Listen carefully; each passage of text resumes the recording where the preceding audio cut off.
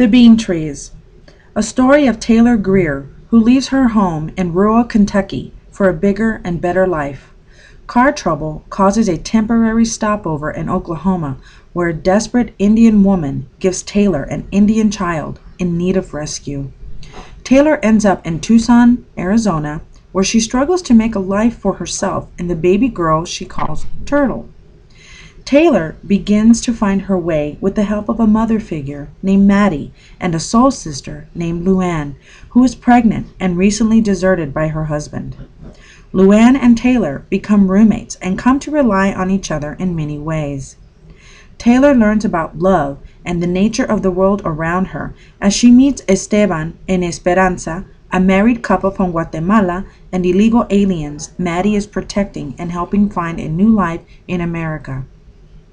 In the end, it is Taylor herself who helps Esteban and Esperanza start anew, as she does the same when she adopts Turtle and they legally become family.